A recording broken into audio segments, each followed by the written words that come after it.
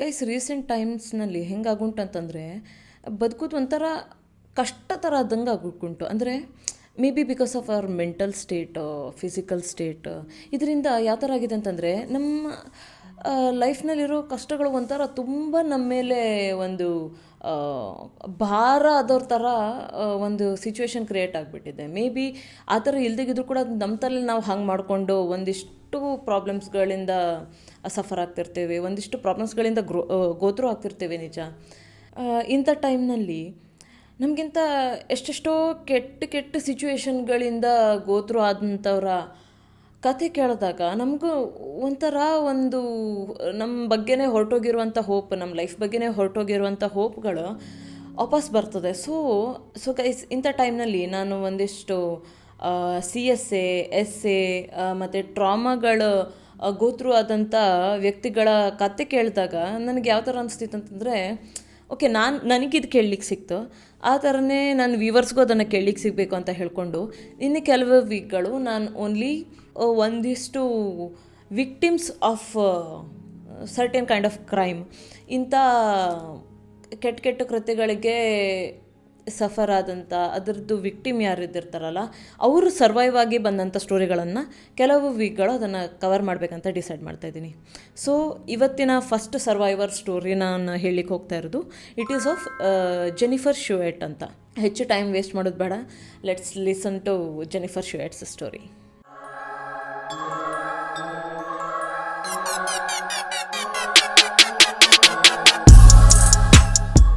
Guys, ಈ story 1990ಸಲ್ಲಿ ನಡೆದಂಥ ಸ್ಟೋರಿ. ಇದು August 9, 1990ಸಲ್ಲಿ ನಡೆದಂಥ ಸ್ಟೋರಿ. ಏನಾಗಿರುತ್ತೆ ಅಂತಂದರೆ, ಒಬ್ಬರು ಅಮ್ಮ ಇದ್ದಿರ್ತಾಳೆ, ಎಲೆನ್ ಶುಯೆಟ್ ಅಂತ. ಅವಳು ಸಿಂಗಲ್ ಮದರ್ ಆಗಿರ್ತಾಳೆ. ಅಂತಂದರೆ ಅವಳ ಗಂಡ ಆ ಫ್ಯಾಮಿಲೀಲಿ ಇನ್ವಾಲ್ವ್ ಆಗಿರೋದಿಲ್ಲ. So single mother Ellen Schuett ಏನಿದಿರ್ತಾಳ, ಅವಳ ಮಗಳು ಜೆನಿಫರ್ ಶುಯೆಟ್ ಅಂತ. ಇವರಿಬ್ಬರು ಒಳ್ಳೆ because just another person is not there ಅಂತಂದರೆ, ಮತ್ತೊಂದು ಅವ್ರ ತಂದೆ ಭಾಗಿಯಾಗಿಲ್ಲ ಫ್ಯಾಮಿಲಿ ಅನ್ನೋದ್ರಿಂದ ಅವ್ರ ಅಮ್ಮ ಮತ್ತು ಮಗಳು ತುಂಬ ಟೈಮಿಂದ ಒಟ್ಟಿಗೆ ಇದ್ದು ಒಂಥರ ಕ್ಲೋಸ್ ಫ್ರೆಂಡ್ ಥರನೇ ಲೈಫ್ ಜೀವನ ಮಾಡ್ತಾಯಿದ್ರು. ಅಮೇರಿಕಾದಲ್ಲಿ ಇದೊಂದು ಒಂಥರ ಟ್ರೆಡಿಷನ್ ಉಂಟು. ಅವ್ರದ್ದು ಸ್ಟೈಲ್ ಸ್ವಲ್ಪ ಬೇರೆ, ಮಕ್ಕಳನ್ನು ಪಾಲನೆ ಮಾಡುವಂಥದ್ದು. ಈಗ ನಮ್ಮ ಪೇರೆಂಟ್ಸ್ ಎಲ್ಲ ಏನು ಮಾಡ್ತಿದ್ರು ಅಂತಂದರೆ, ನಾವು ಸಣ್ಣ ಇರಬೇಕಾದ್ರೆ ಅವರಿಬ್ಬರು ಮಧ್ಯನೇ ನಾವು ಮಲ್ಕೊಳ್ದಾಗ್ತಿ. ಈ ಕಡೆ ಪೇರೆಂಟ್ಸ್, ಈ ಕಡೆ ಅಪ್ಪ, ಈ ಕಡೆ ಅಮ್ಮ, ಮಧ್ಯದಲ್ಲಿ ಮಕ್ಕಳು, ಆ ಥರ ಮಲ್ಕೊತಿದ್ವಿ. ಬಟ್ ಅಮೇರಿಕಾದಲ್ಲೆಲ್ಲ ಅವ್ರು ಸ್ವಲ್ಪ ಅವ್ರ ಟ್ರೆಡಿಷನ್ ಚೇಂಜ್ ಅಂತಂದರೆ, ಮಕ್ಕಳನ್ನು ಬೇರೆ ರೂಮ್ನಲ್ಲಿ ಅಥವಾ ಅವ್ರದ್ದೇ ಆದಂಥ ರೂಮ್ನಲ್ಲಿ, ಅಂತಂದರೆ ಅವ್ರಿಗೆ ಸ್ವಲ್ಪ ಇಂಡಿಪೆಂಡೆನ್ಸಿ ಬೆಳೆಸಬೇಕು ಅವರಲ್ಲಿ ಅಂತನೋ ಗೊತ್ತಿಲ್ಲ, ಅದಕ್ಕೋಸ್ಕರ ಮಕ್ಕಳನ್ನು ಸಪ್ರೇಟಾಗಿ ಮಲಗಿಸ್ತಾಯಿದ್ರು ಯಾವತ್ತು. ಆದರೆ ಎಲೆನ್ ಮಜಾ ಏನಂತಂದರೆ, ಎಲೆನ್ ಕಾಯಂ ತನ್ನ ಮಗಳನ್ನು ತನ್ನ ಪಕ್ಕನೇ ಮಲಗಿಸ್ಕೊಳ್ಳೋಳು. ಬಟ್ ಜೆನಿಫರ್ದು ಬೇರೆ ರೂಮ್ ಕೂಡ ಇತ್ತು. ಒಂದಿನ ಏನಾಗಿದೆ ಅಂತಂದರೆ, ಅವ್ರ ಅಮ್ಮ ಮಲ್ಕೊಂಡಿದ್ದಾರೆ. ಓಕೆ, ಮಲ್ಕೊಂಡಾಗ ಏನಾಗುತ್ತೆ, ಮಕ್ಕಳು ಸಣ್ಣ ಇರ್ತಾರಲ್ಲ, 7-8 ವರ್ಷದ ಹುಡುಗಿ ಜೆನಿಫರ್. ಸೊ ಅವಳು ಹೆಂಗೆ ಇರುತ್ತೆ ಅಂತಂದರೆ, ಅವ್ರಮ್ಮ ಮಲ್ಕೊಂಡಿದ್ದಿರ್ತಾರೆ, ಇವಳು ರಾತ್ರಿ ತೆಗೆದವಳು ಒಂದು ಕಾಲು ತೆಗೆದು ಹಾಕೋದು ಅವ್ರ ಅಮ್ಮನ ಮೇಲೆ. ಮಧ್ಯರಾತ್ರಿ ಜೋರು ನಿದ್ದೆಯಲ್ಲಿರಬೇಕಾದ್ರೆ ಎತ್ತೆತ್ತು ಕಾಲು ಒಗೆಯೋದು ಅವ್ರ ಅಮ್ಮನ ಮೈ ಮೇಲೆ ಮಾಡ್ಲಿಕ್ಕೆ ಹೊತ್ಕೊಂಡ್ಲೆ. ಈ ಸ್ಟೋರಿ ಈ ಪಾರ್ಟ್ ಕೇಳಬೇಕಾದ್ರೆ ಈ ಸ್ಟೋರಿ ಇದು ನನ್ನ ತಂಗಿ ನೆನಪಾಗ್ತಿದ್ದು, because she use to do the same thing. ಎಲ್ಲರೂ ಚಲೋ ನಿದ್ದೆಯಲ್ಲಿರ್ಬೇಕಾದ್ರೆ ಕಾಲು ಎತ್ತೆತ್ತೆ ಹೋಗಿತಿದ್ಲು. Okay, so my sister as in ಚಾನ್. ಸೊ ಜೆನಿಫರ್ ಕೂಡ ಅದೇ ಥರ ಅವ್ರ ಅಮ್ಮನ ಮೈ ಮೇಲೆ ಎತ್ತೆತ್ತು ಕಾಲು ಒಗಿತಾ ಇದ್ಲು. ಕಡೆಗೆ ಅವ್ರ ಅಮ್ಮ ಅನ್ಕೊತಿದ್ರು, because she is a single mother ಅಲ್ಲ, ಅವ್ರ ಅಮ್ಮನಿಗೆ ಬೆಳಗ್ಗೆ ಎದ್ದು ಕೆಲ್ಸಕ್ಕೆ ಹೋಗ್ಬೇಕು. ಅದಕ್ಕೆ ಜೆನಿಫರ್ ಹತ್ರ ಹೇಳಿದ್ಲು, ಮಗ ನೀನು ಇವತ್ತು ಏನು ಮಾಡು, ಪ್ಲೀಸ್ ನಿನ್ನ ರೂಮಲ್ಲಿ ಹೋಗಿ ಮಲ್ಕೋ. ಇವತ್ತು ನಾನು ಪಾಡಿಗೆ ಹಿಂಗೆ ಮಲ್ಕೊತೀನಿ, ನನಗೆ ಸ್ವಲ್ಪ ರೆಸ್ಟ್ ಬೇಕು, ನಾಳೆ ಬೆಳಗ್ಗೆ ಎದ್ದು ಕೆಲ್ಸಕ್ಕೆ ಹೋಗಬೇಕು, ಅದಕ್ಕೋಸ್ಕರ ನೀನು ಇವತ್ತು ನಿನ್ನ ರೂಮ್ನಲ್ಲಿ ಹೋಗಿ ಮಲ್ಕೋ ಅಂತ ಹೇಳ್ಕೊಂಡು ಜೆನಿಫರಿಗೆ ಹೇಳ್ತಾಳೆ. ಜೆನಿಫರ್ಗೆ ಆ್ಯಕ್ಚುಲಿ ಅವ್ರ ಅಮ್ಮಂದು ಮಗಳದು ಒಂಥರ ರಿಚುವಲ್ ಏನಂತಂದರೆ, ಸಣ್ಣ ಹುಡುಗಿ ಅಲ್ಲ, ಎಲ್ಲ ಒಂಥರ ಕತೆ ಹೇಳಿ ಅವಳಲ್ಲಿ ಟಕ್ಕಿನ್ ಮಾಡಿ ಮಲಗಿಸ್ಬೇಕು ಅಂತ. ಬಟ್ ಇದು ಆಲ್ರೆಡಿ ಅವ್ರು ನಿದ್ದೆಗೆ ಜಾರಿದ್ದಿರ್ತಾರೆ, ಮಧ್ಯರಾತ್ರಿ ಆಗಿದ್ದಿರ್ತದೆ. ಸೊ ಮತ್ತೆ ಅವ್ರ ಅಮ್ಮ ಎದ್ದು ಹೋಗಿ ಅವಳಿಗೆ ಮನಸ್ಸು ಅಷ್ಟು ಅವ್ರ ಹತ್ರ ಎಬಿಲಿಟಿ ಇದ್ರದಿಲ್ಲ, ಬಿಕಾಸ್ ದೇ ಆರ್ ಟೈರ್ಡ್ ಅಲ್ಲ ಕೆಲಸ ಎಲ್ಲ ಮುಗಿಸ್ಕೊಂಡು. ಸೊ ಅದಕ್ಕೋಸ್ಕರ ಏನಾಗುತ್ತೆ ಅಂದರೆ, ಅವ್ರ ಮಗಳಿಗೆ ಕಳಿಸ್ತಾರೆ, ಜೆನಿಫರ್ ನೀನು ರೂಮಲ್ಲಿ ಮಲ್ಕೋ ಇವತ್ತು ಪ್ಲೀಸ್, ಇವತ್ತು ನಾನೊಬ್ಬಳೇ ಮಲ್ಕೊತೀನಿ, ಬೇಗ ಕೆಲ್ಸಕ್ಕೆ ಹೋಗ್ಬೇಕಲ್ವ ಅದಕ್ಕೆ ಅಂತ ಹೇಳ್ತಾಳೆ. ಜೆನಿಫರ್ ಇಟ್ಸ್ ಓಕೆ ಅಮ್ಮ, ನಾನು ಹೋಗ್ತೀನಿ ಅಂತ ಹೋಗಿ ತನ್ನ ಬೆಡ್ಡಲ್ಲಿ ಮಲ್ಕೊಂಡಿದ್ದಿರ್ತಾಳೆ. ಓಕೆ, ಬಟ್ ಇವರು ಟೆಕ್ಸಾಸ್ ಅನ್ನೋ ಪ್ಲೇಸಿಂದ ಆಗಿರುತ್ತೆ. ಇದು ಯುನೈಟೆಡ್ ಸ್ಟೇಟ್ಸ್ ಆಫ್ ಅಮೇರಿಕಾದಲ್ಲಿ ಆಗಿರ್ತದೆ. ಅದು ಏನಾಗಿರುತ್ತೆ ಅಂತಂದರೆ, ನಾವು ಮಲ್ಕೊಬೇಕಾದ್ರೆ ಸ್ವಲ್ಪ ತಣ್ಣು ಗಾಳಿ ಬೀಸಲಿ ಅಂತೆಲ್ಲ ವಿಂಡೋ ಎಲ್ಲ ಓಪನ್ ಮಾಡಿರ್ತೀವಲ್ಲ. ಸೊ ಹಾಗೆ ಆಗಿದ್ದಿರ್ತದೆ ಜೆನಿಫರ್ ರೂಮ್ನಲ್ಲೂ ಕೂಡ. ಇವಳು ನಿದ್ದೆಗೆ ಜಾರಿದ್ದಿರ್ತಾಳೆ. ಬಟ್ ಒಂದು ತಣ್ಣ ಗಾಳಿ ಬರಬೇಕು ಹಂಗೆ ಹಿಂಗೆ ಅಂತೆಲ್ಲ ಹೇಳ್ಕೊಂಡು ಈ ರೂಮನ್ನು ವಿಂಡೋ ಓಪನ್ ಇದ್ದಿರ್ತದೆ. ಅವಳು ನಿದ್ದೆ ಜಾರ್ತಾ ಇರಬೇಕಾದ್ರೆ ನಿದ್ದೆ ಮಾಡಿದ್ದಿರ್ತಾಳೆ, ಎಲ್ಲ ಆಯಿತು. ಕಡೆಗೆ ಸ್ವಲ್ಪ ಹೊತ್ತಿನಲ್ಲಿ ಅವಳಿಗೊಂಥರ ಹೀಗೆ ತಾನು ನಿದ್ದೆಲಿಲ್ಲ, ಇಲ್ಲೊಂಥರ ಹೀಗೆ ಫುಲ್ ರಾಕ್ ಆದಂಗೆ ಥರ ಅವಳಿಗೆ ಫೀಲ್ ಆಗ್ತದೆ, ಆಯಿತಾ. ಅವಳು ಸಡನ್ ಎದ್ಕೊತಾಳೆ. ಎದ್ದು ನೋಡಿದರೆ ಅವಳು ತಾನು ಮಲ್ಕೊಂಡಿದ್ದಂಥ ಬೆಡ್ಡಲ್ಲಿ ಮಲ್ಕೊಂಡಿರಲಿಲ್ಲ. ಯಾವುದೋ ಒಂದು ಪರ್ಸನ್ನು ಅವಳು ಬಾಯಿ ಮುಖ ಎಲ್ಲ ಹಿಂಗೆ ಹಿಡಿದುಕೊಂಡು ಎತ್ಕೊಂಡು ಓಡ್ತಾ ಇರುವಂಥ ಇದು ಗೊತ್ತಾಗತ್ತೆ ಅವಳಿಗೆ. ಅವಳು ಎತ್ಕೊಂಡು ಕೂಗ್ಲಿಕ್ಕೆ ನೋಡಿದ್ರೆ ಇಲ್ಲ, ಅವನು ಫುಲ್ ಅವಳನ್ನು ಇದನ್ನು ಮಾಡಿ ಅಂಥದ್ದು ಮುಖ ಬಾಯಿ ಎಲ್ಲ ಮುಚ್ಚಿ ಅವಳಿಗೆ ಮಾತಾಡ್ದಾಗಿರೋಂಗೆ, ಅವಳು ಕೂಗ್ದಾಗಿರೋಂಗೆ, ಅವಳು ಹೆಲ್ಪ್ ಕೇಳ್ದಾಗಿರೋ ಥರ ಮಾಡಿಟ್ಕೊಂಡು ಓಡ್ತಾ ಇದ್ದಾನೆ. ಮತ್ತೊಂದು ಏನಂತಂದರೆ ಎಲ್ಲರೂ ಮಧ್ಯರಾತ್ರಿ ಅಂದರೆ ಎಲ್ಲರೂ ಮಲಗಿರೋ ಟೈಮ್, ನೀವು ರಾತ್ರಿ ಕಳ್ತನ ಆದರೂ ಒಂದಿಷ್ಟು ಜನರಿಗೆ ಗೊತ್ತಾಗೋದಿಲ್ಲ. ಅಂಥ ಟೈಮ್ನಲ್ಲಿ ಈ ಸಣ್ಣ ಹುಡುಗಿದ ಬಾಯೆಲ್ಲ ಮುಚ್ಕೊಂಡು ಮಾಡಿಕೊಂಡು ಕರ್ಕೊಂಡು ಹೋಗಬೇಕಾದ್ರೆ ಯಾರಿಗೂ ಗೊತ್ತೇ ಆಗೋದಿಲ್ಲ, ಓಕೆ, ಮಗಳು ಹೀಗೆ ಬಂದು ಎತ್ಕೊಂಡು ಹೋಗಿದ್ದಾರೆ ಅಂತ ಹೇಳ್ಕೊಂಡು ಅಂತ. ಮತ್ತೊಂದು ಏನಂತಂದರೆ Jennifer she is so smart. ಅವಳು ಎಲ್ಲ 8 ವರ್ಷದ ಮಕ್ಳ ಥರ ಅಲ್ಲ, ವಿ ಕಾಂಟ್ ಇವನ್ ಸೇ ಅಂದರೆ ಮೆಚೂರ್ ಅಂತಲೂ ಹೇಳಲಿಕ್ಕಾಗೋದಿಲ್ಲ. ಬಿಕಾಸ್ 8 ವರ್ಷದ ಮಕ್ಳು ಅಂದರೆ they are still a child, ಅರ್ಥ ಆಯ್ತಾ. ಅವರಿಂದ ಏನು ಎಕ್ಸ್ಪೆಕ್ಟ್ ಮಾಡೋದು is so pointless. But at the end of the day ಜೆನಿಫರ್ನಷ್ಟು ಸ್ಮಾರ್ಟ್ ಕಿಡ್ ಮೇ ಬಿ ಆ ಸಿಚುವೇಷನಲ್ಲಿ ಹಂಗೆ ರಿಯಾಕ್ಟ್ ಮಾಡ್ಲಿಕ್ಕೆ ನಮಗೂ ಕೂಡ ಆ್ಯಸ್ ಆ್ಯನ್ ಅಡಲ್ಟ್ ನಮಗೂ ಕೂಡ ಆಗ್ತಿರ್ಲಿಲ್ಲೇನೋ. But Jennifer she so smart. ಅವಳಿಗೆ ಅವ್ನು ಎತ್ಕೊಂಡು ಹೋಗ್ಬೇಕಾದ್ರಲ್ಲ, ಅಲ್ಲಿ ಸುತ್ತಮುತ್ತ ಇರುವಂಥ ಮನೆಗಳು, ಯಾವ ಟರ್ನ್ ತೊಗೊಂಡ, ಎಲ್ಲಿ ಹೋದ, ಅದನ್ನೆಲ್ಲ ಅವಳು ಆ್ಯಸ್ ಸೂನ್ ಆ್ಯಸ್ ಅವಳಿಗೆ ಕಿಡ್ನಾಪ್ ಮಾಡ್ತಾಯಿದ್ದಾರೆ ಅನ್ನೋ ಗೊತ್ತಾದ ಕೂಡಲೇ ಅವಳು ಅದನ್ನೆಲ್ಲ ನೋಟ್ ಡೌನ್ ಮಾಡ್ಲಿಕ್ಕೆ ಹತ್ಕೊಂಡ್ಳು ತಲೆಯಲ್ಲಿ. ಹಿಂಗೆ ಎತ್ಕೊಂಡು ಹೋಗ್ತಾಯಿದ್ದಾನೆ, ಆ ಕಡೆ ಕರ್ಕೊಂಡು ಹೋಗ್ತಾಯಿದ್ದಾನೆ, ಒಂದಿಷ್ಟು ಥಿಂಗ್ಸ್ ಅವಳಿಗೆ ಏನೇನಾಗುತ್ತೆ ಅದನ್ನೆಲ್ಲ ನೆನ್ಪು ಮಾಡ್ಕೊಳ್ಳಿಕ್ಕೆ ಟ್ರೈ ಮಾಡಿದ್ಲು. ನಾವು ಒಂದಿಷ್ಟು ಮಕ್ಕಳನ್ನ ತುಂಬ ಅಂಡರ್ ಎಸ್ಟಿಮೇಟ್ ಮಾಡ್ತೀವೇನೋ ಗೊತ್ತಿಲ್ಲ. ಬಿಕಾಸ್ ಅವರಲ್ಲಿ ಎಷ್ಟು ಜ್ಞಾಪಕ ಶಕ್ತಿ ಇದ್ದಿರ್ತದೆ, ಎಷ್ಟು ಅವ್ರಿಗೆ ತಿಳುವಳಿಕೆ ಇದ್ದಿರ್ತದೆ ಅಂತಂದರೆ ಒಂದಿಷ್ಟು ಸಿಚುವೇಶನಲ್ಲಿದ್ದಾಗ ಅದು ಮೋಸ್ಟ್ಲಿ ನಮ್ಮ ಕಣ್ಮುಂದೆ ಬರ್ತದೆ, ಆಯಿತಾ. ಸೊ ಹಾಗೆ ಆಗ್ತದೆ. ಇವನು ಏನು ಮಾಡ್ತಾನಂತಂದರೆ ಆ ಮಗುನ ಕರ್ಕೊಂಡು ಹೋಗ್ಕೊಂಡು ತಂದೊಂದು ಡಬ್ಬ ಹಳೆ ಕಾಲದ ಗಾಡೀಲಿ ತೊಗೊಂಡೋಗಿ ಒಕ್ಕೊತಾನೆ, ಆಯಿತಾ. ಒಕ್ಕೊಂಡು ಏನು ಮಾಡ್ತಾನಂತಂದರೆ ತಾನು ಗಾಡಿ ಸೀಟಲ್ಲಿ ಕೂತ್ಕೊಂಡು, ಡ್ರೈವರ್ ಸೀಟಲ್ಲಿ ಕೂತ್ಕೊಂಡು ಗಾಡಿ ಹೊಡಿಲಿಕ್ಕೆ ಕತ್ಕೊತಾನೆ. ಇವಳಿಗೆ ಫುಲ್ ಪ್ಯಾನಿಕ್ ಆಗಲಿಕ್ಕೆ ಕೂತ್ಕೊತದೆ. ಅವಾಗ ಅವನೇನು ಹೇಳ್ತಾನೆ ಅಂತಂದರೆ, ಹೇ ನೀನು ವರಿ ಮಾಡ್ಕೊಬೇಡ, it's okay, everything will be fine. ಎಂತಕ್ಕಂದರೆ ನಾನು ಅಂಡರ್ ಕವರ್ ಪೊಲೀಸ್ ಆಫೀಸರ್, ಅದಕ್ಕೆ ಎವ್ರಿಥಿಂಗ್ ವಿಲ್ ಬಿ ಫೈನ್, ನೀನು ವರಿ ಮಾಡಬೇಡ ಅಂತ ಹೇಳಿ ತಿಳ್ಸ್ಕೊಂಡು ಹೋಗ್ತಾ ಇರ್ತಾನೆ. ಬಟ್ ಜೆನಿಫರ್ ಶಿ ಸ್ಮಾರ್ಟ್, ಅರ್ಥ ಆಯ್ತಾ. ಅವಳಿಗೆ ಏನಾಗುತ್ತೆ ಅಂತಂದರೆ ಅವಳಿಗೆ ಒಂದಿಷ್ಟು ಐಡಿಯಾ ಗೊತ್ತಾಗತ್ತಾಯ್ತಾ. ಈ ಪರ್ಸನ್ನ ಅಂಡರ್ ಕವರ್ ಪೊಲೀಸ್ ಆಫೀಸರ್ ಅಂತಲೂ ಹೇಳ್ತಾ ಇದ್ದಾನೆ. ಶಾಲೆಯಲ್ಲೆಲ್ಲ ಕಳಿಸಿರ್ತಾರೆ police officers they are like our protectors, ಅರ್ಥ ಆಯ್ತಾ. ಏನೇ ಹೆಲ್ಪ್ ಬೇಕಾದರೂ ಕೂಡ ನಾವು ಪೊಲೀಸ್ ಸ್ಟೇಷನ್ಗೆ ಹೋಗಬೇಕು, ಪೊಲೀಸ್ ಹತ್ರ ಹೋಗಬೇಕು ಅನ್ನೋದನ್ನು ಕಳಿಸಿದ್ದಿರ್ತಾರೆ. ಬಟ್ ಯಾವುದೋ ಪರ್ಸನ್ ಬಂದ್ಕೊಂಡು ತಾನು ಅಂಡರ್ ಕವರ್ ಆಫೀಸರ್ ಅಂತ ಹೇಳಿದಾಗ ಈ ಕಡೆ ಅವಳಿಗೆ ನಂಬಲಿಕ್ಕೆ ಆಗ್ತಾ ಇರಲಿಲ್ಲ. ಬಟ್ ಈಗ ಅವಳಿಗೆ ರ್ಯಾಶಾಗಿ ಆ್ಯಕ್ಟ್ ಮಾಡಲಿಕ್ಕೂ ಆಗೋದಿಲ್ಲ. 8 ವರ್ಷದ ಮಗು ಏನಂತ ರ್ಯಾಶಾಗಿ ಆ್ಯಕ್ಟ್ ಮಾಡ್ತದೆ ಅಲ್ವಾ. ಹಂಗೆ ಹೇಳ್ಕೊಂಡು ಅವನಿಂದ ತಪ್ಸ್ಕೊಳ್ಳೋಕೆ ಕೂಡ ಆಗ್ತಿರ್ಲಿಲ್ಲ ಅವಳಿಗೆ.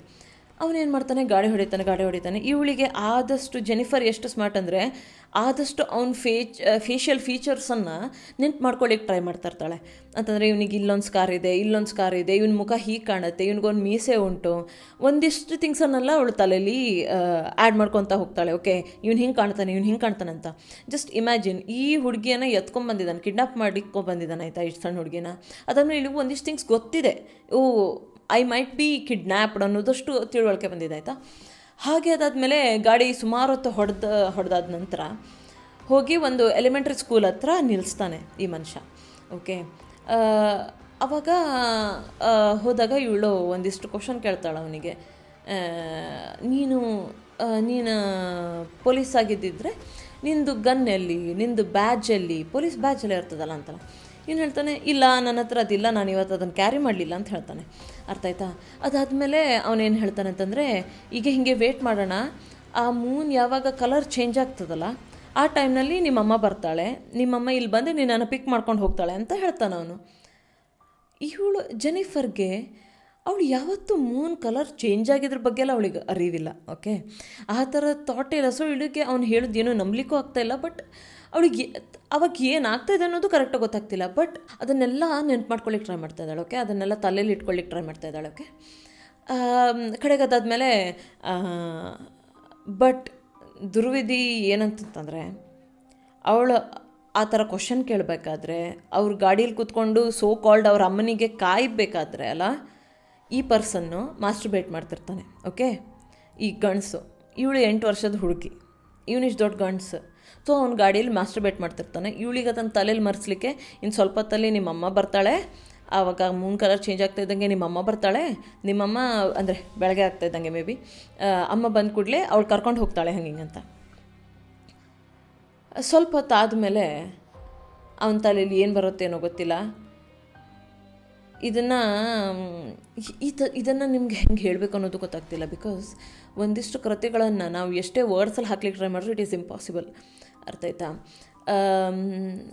ಹಾಗೆ ಅವರಿಬ್ಬರು ಕಾಯ್ತಾ ಇರಬೇಕಾದ್ರೆ ಅವ್ರ ಅಮ್ಮನಿಗೆ ಅವ್ನು ಮಾಸ್ಟರ್ಬೇಟ್ ಮಾಡಾದ್ಮೇಲೆ ಇಸ್ ಲೈಕ್ ಓಕೆ, ನಿಮ್ಮಮ್ಮ ಇನ್ನೇನು ಬರೋದಿಲ್ಲ ಅಂತ ಹೇಳ್ಕೊಂಡು ಅವಳನ್ನು ಎಳೆದು, ಗಾಡಿಯಿಂದ ಎಳೆದು ಅವಳ ಮೇಲೆ ಅತ್ಯಾಚಾರ ಮಾಡಿ, 8 ವರ್ಷದ ಹುಡುಗಿ ಮೇಲೆ ಅತ್ಯಾಚಾರ ಮಾಡಿ, ಅವಳಿಗೆಲ್ಲ ಪಂಚ್ ಮಾಡಿ ಎಲ್ಲ ಮಾಡಿ, ಅವಳು ಕತ್ತನ್ನು ಬ್ಲೇಡ್ ತೊಗೊಂಡು, ನೈಫ್ ತೊಗೊಂಡೇನೋ ಅವಳ ಕತ್ತನ್ನು ಇಯರ್ ಟು ಇಯರ್ ಸೀಳ್ತಾನೆ. ಓಕೆ, ಅಂತಂತಂದರೆ ಹೀಗೆ ಆ ಬ್ಲೇಡನ್ನು, ನೈಫನ್ನು ತೊಗೊಂಡು ಇಲ್ಲಿಂದ ಇಲ್ಲಿವರೆಗೆ ಕುತ್ತಿಗೆಯನ್ನು, ಹೆಡ್ಡನ್ನು ಅದನ್ನು ಸೀಳ್ತಾನೆ. Okay, he cuts it off. ಅಷ್ಟು ಸೀಳಿದ ಮೇಲೆ ಅವಳಿಗೆ ಸಡನ್ನ ಏನಾಗುತ್ತೆ ಅಂತಾರೆ, ನಮ್ಮ ಬಾಡಿ ಈ ಥರ ಒಂದು ಟ್ರಾಮಾ, ನಮಗೆ ಅನ್ಎಕ್ಸ್ಪೆಕ್ಟೆಡ್ ಟ್ರಾಮಾದಿಂದ ಪಾಸ್ ಆಗಬೇಕಾದ್ರೆ ನಮ್ಮ ಬಾಡಿ ಶಟ್ ಡೌನ್ ಆಗಲಿಕ್ಕೆ ಹೊತ್ಕೊತದೆ. ಓಕೆ, ಸೊ ಅವಳು ಅನ್ಕಾನ್ಷಿಯಸ್ ಆಗ್ತಾಳೆ. ಅನ್ಕಾನ್ಷಿಯಸ್ ಆದ ಟೈಮ್ನಲ್ಲಿ ಅವನು ಇನ್ನೂ ಅವಳಿಗೆ ಅತ್ಯಾಚಾರ ಮಾಡ್ತಾನೆ ಇರ್ತಾನೆ. ಕಡೆಗೆ ಸ್ವಲ್ಪ ಟೈಮ್ ಆದಮೇಲೆ ಇವನೇನು ಮಾಡ್ತಾನಂತಂತಾರೆ, ಅವನಿಗೆ ಸಾಕು ಅಂತ ಅನ್ನಿಸ್ದಾಗ ಆ ಸಣ್ಣ ಹುಡುಗಿ, 8 ವರ್ಷದ ಹುಡುಗಿಯನ್ನು, ಆಲ್ರೆಡಿ ಅನ್ಕಾನ್ಷಿಯಸ್ ಇರೋವಂಥ ಹುಡುಗಿಯನ್ನು ಕಾಲಿಂದ ಎಳ್ಕೊಂಡು ಒಂದು ಬೈಲ್ ಇರುವಂಥ ಜಾಗ, ಗ್ರಾಸ್ಲ್ಯಾಂಡ್ ಇರುವಂಥ ಜಾಗ, ಹುಲ್ಲಿರುವಂಥ ಜಾಗದಲ್ಲಿ ಎಳ್ಕೊಂಡು ಹೋಗ್ತಾನೆ. ಅದಷ್ಟು ಟೈಮ್ನಲ್ಲಿ ಅವಳಿಗೆ ಎಚ್ಚರ ಆಗ್ತದೆ, ನನ್ನನ್ನು ಎಲ್ಲೋ ಗ್ರಾಸ್ ಮಧ್ಯೆ ಎಳ್ಕೊಂಡು ಹೋಗ್ತಾ ಇದ್ದಾನೆ ಇದು ಯಾವುದೋ ಪರ್ಸನ್. ಆಲ್ರೆಡಿ ಅವಳು ಬೇಕಷ್ಟು ಪೇನಲ್ಲಿದ್ದಾಳೆ ಆಯಿತಾ, ನೋವಲ್ಲಿದ್ದಾಳೆ ಆಯಿತಾ. ಅಷ್ಟು ಗೋತ್ರ ಮಾಡಬೇಕಾದ್ರೆ ಅವಳು ಅನ್ಕೊತಾ ಇದ್ದಾಳೆ, ಓಕೆ ಇವನು ಎಲ್ಲೋ ಎಳ್ಕೊಂಡು ಹೋಗ್ತಾ ಇದ್ದಾನೆ, ನನಗೆ ಗ್ರಾಸ್ ಮಧ್ಯೆ ಎಳ್ಕೊಂಡು ಹೋಗ್ತಾ ಇದ್ದಾನೆ ಅನ್ನೋದನ್ನು ಅವಳಿಗೆ ತಲೆಯಲ್ಲಿ ಇಟ್ಕೊತಾಳೆ ಆಯಿತಾ. ಕಡೆಗೆ ಅದಾದಮೇಲೆ ಮತ್ತೆ ಅವಳು ಅನ್ಕಾನ್ಷಿಯಸ್ ಆಗ್ತಾಳೆ.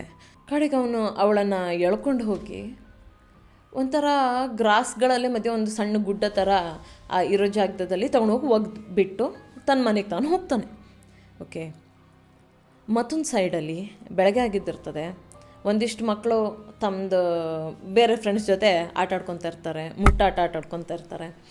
ಸೊ ಮುಟ್ಟಾಟ ಆಟಾಡ್ತಾ ಒಂದು ಹುಡುಗಿ ನಕ್ಕೊಂತ ಅವಳದೇ ಏಜಿಂದು, ಈವನ್ ಜೆನಿಫರ್ ಶೇಟ್ ಏಜಿಂದೇ ಹುಡುಗಿ ಆಟಾಡ್ಕೊತ ಬಂದು ಆ ಗ್ರಾಸ್ಲ್ಯಾಂಡ್ ಮಧ್ಯೆ ಆಟಾಡ್ತಾರಲ್ಲ ಬೈಲಲ್ಲೆಲ್ಲ, ಆ ಥರ ಹುಲ್ಲಲ್ಲಿ ಆಟಾಡ್ಕೊತ ಓಡ್ಕೊಂಡು ಬಂದು ಧಡಕ್ಕಂತ ಬೀಳ್ತಾಳೆ. ಓಕೆ, ಧಡ್ಕಂತ ಬಿದ್ಮೇಲೆ ಅವ್ರು ಹಿಂದೆ ನೋಡ್ತಾರಲ್ಲ, ಏನಿಂದ ದಡ್ಸ್ ಬಿದ್ದೆ ನಾನು ಅಂತೇಳಿ ಹಿಂದೆ ನೋಡ್ತಾಳಲ್ಲ. ಆವಾಗ ನೋಡಿದ್ರೆ ಒಂದು ಕಾಲಿದೆ, ಕಾಲು it is as small as her own, ಅಂದರೆ ತನ್ನಷ್ಟೇ ಸಣ್ಣ ಇರುವಂಥ ಕಾಲು, ಅದನ್ನು ದಾಟ್ಸ್ಕೊಂಡು ನಾನು ಬಿದ್ದಿದ್ದೀನಿ ಅಂತ. ಅವಳ ಬಿದ್ದಂಥ ಕಾಲು ನೋಡ್ತಾಳೆ, ಬಿದ್ದಂಥ ಒಂದು ಬಾಡಿ, ಜೆನ್ನಿಫರ್ ಶುವೆಟ್ಟಿನ ಬಾಡಿ ನೋಡ್ತಾಳೆ.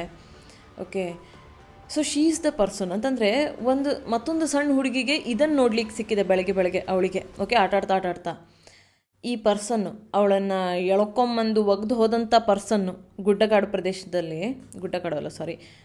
ಹುಲ್ಲಿನ ಪ್ರದೇಶದಲ್ಲಿ ತೊಗೊಂಡು ಒಗ್ದು ಹೋದಂಥ ಪರ್ಸನ್ನು ಅವನು ಒಗ್ದು ಹೋಗಿ ಆಲ್ಮೋಸ್ಟ್ 14 ತಾಸುಗಳಾಗಿದೆ.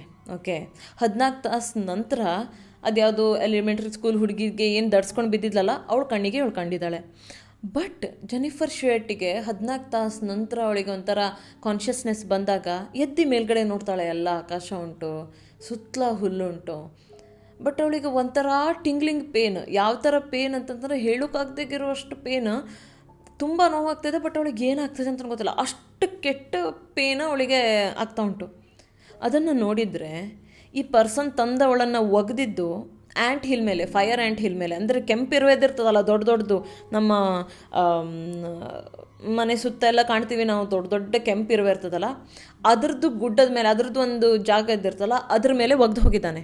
ಸೊ ಆ ಎಲ್ಲ ಕೆಂಪಿರುವೆಗಳು ಬಂದು ಅವನು ಏನು ಕಿವಿಯಿಂದ ಕಿವಿವರೆಗೆ ಸ್ಲಿಟ್ ಮಾಡಿರ್ತಾನಲ್ಲ ಚಾಕು ತೆಗೆದು, ಅಲ್ಲಿ ಬಂದು ಅವಳದ್ದು ಬಾಡಿ ಮೇಲೆ ಬಂದು ಕೂತ್ಕೊಂಡು ಅದನ್ನು ಕಚ್ಚಿ ತಿಂತಾ ಇದೆ ಅದು. ಅರ್ಥ ಆಯ್ತಾ? Just imagine the amount of pain she is going through. ಅರ್ಥ ಆಯ್ತಾ? ಸೊ ಈ ಟೈಮ್ನಾಗೆ ಅವಳಿಗೆ ಹಿಂಗೆ ಅವಳಿಗೆ ಏಳಲಿಕ್ಕೆ ಟ್ರೈ ಮಾಡಿದ್ರೆ ಏಳಲಿಕ್ಕೆ ಆಗ್ತಿಲ್ಲ. ಅದಾದ್ಮೇಲಿಂದ ಮತ್ತೊಂದು ಯಾವ ಥರ ಆಗ್ತದೆ ಅಂತಂದರೆ, ಅವಳು ತನ್ನ ಸೆಲ್ಫನ್ನು ಹಿಂಗೆ ಮಾಡಿ ಮುಟ್ಕೊಂಡು ನೋಡಿದಾಗ it's wet and she knows at this point she knows that ನಮ್ಮ ಕಿವಿಯಿಂದ ಕಿವಿವರೆಗೆ ಇವನು ಈ ಥರದೊಂದು ಶಿಟ್ ಮಾಡೋಗಿದ್ದಾನೆ ಅಂತ. ಅವಳಿಗೆ ಈ ಕಡೆ ಕೂಗ್ಲಿಕ್ಕೂ ಆಗ್ತಿಲ್ಲ, because her throat is slit at this point. ಎಷ್ಟೋ ಹೊತ್ತಾದಮೇಲೆ ಈ ಸಣ್ಣ ಹುಡುಗಿ ಹೋಗಿ ಅಲ್ಲಿ ಎಲ್ಲರಿಗೂ ನೋಟಿಸ್ ಅಂದರೆ ಹೇಳ್ತಾಳೆ, ಎಲ್ಲರಿಗೂ ಈ ಥರ ಒಂದು ಇದಾಗಿದೆ ಅಂತಲ್ಲ, ಅಲ್ಲಿ ಎಲ್ಡರ್ಸ್ ಯಾರಿದ್ದಾರೆ ಅವ್ರು ಹೇಳ್ತಾರೆ. ಪೊಲೀಸನ್ನು ಕಳಿಸ್ತಾರೆ. ಹೆಲಿಕಾಪ್ಟ್ರನ್ನು ತಂದು ಜೆನಿಫರ್ ಶುಯೆಟ್ಟನ್ನು ಏರ್ ಲಿಫ್ಟ್ ಮಾಡಿ ಆಸ್ಪತ್ರೆ ಕರ್ಕೊಂಡು ಹೋಗ್ತಾರೆ. ಈ 8 ವರ್ಷದ ಹುಡುಗಿ ಇಷ್ಟ ಅತ್ಯಾಚಾರದ ಒಳಗಾದ ಮೇಲೂ ಬದುಕಿರೋದು ಒಂದು ದೊಡ್ಡ ವಿಷಯ. ಓಕೆ, ಎಂತಕ್ಕಂತಂದರೆ ಅವಳದ್ದು ಮೇನ್ ಎಲ್ಲಿ ಉಸಿರಾಡುವಂಥ ಜಾಗ ಇದ್ದಿರ್ತದೆ, ಆ ಜಾಗದಲ್ಲಿ ಅವಳಿಗೆ ಕಟ್ ಮಾಡಿದ್ದಾನೆ ಈ ಮನುಷ್ಯ. ಅತ್ಯಾಚಾರ ಮಾಡೋದಲ್ಲದೆ ಇದನ್ನು ಕೂಡ ಮಾಡಿದ್ದಾನೆ. ಓಕೆ, 8 ವರ್ಷದ ಹುಡುಗಿ ಮೇಲೆ ಇವಳು ಬದುಕಿರೋದೇ ದೊಡ್ಡದು. ಅಂಥದ್ರಲ್ಲಿ ಶಿ ಈಸ್ ಅಲೈವ್. ಅದಕ್ಕೆ ಆಸ್ಪತ್ರೆಯಲ್ಲಿ ಕರ್ಕೊಂಡು ಹೋಗ್ತಾರೆ. ಅವಳ ಮೇಲೆ ಕಂಟಿನ್ಯೂಸ್ ಆಗಿ ಟ್ರೀಟ್ಮೆಂಟ್ ನಡೀತದೆ. ಟ್ರೀಟ್ಮೆಂಟ್ ಮೇಲೆ ಟ್ರೀಟ್ಮೆಂಟ್ ನಡೀತಾ ಇರ್ತದೆ. ಇಂಥ ಟೈಮ್ನಲ್ಲಿ ಒಂದು ನರ್ಸು ಪಾಪ ಅವಳದೊಬ್ಬಳು ಮಗಳಿದ್ದಿರ್ತಾಳೆ, ಜೆನಿಫರ್ ಶುಯೆಟ್ಟಿಂದ ಏಜಿಂದು.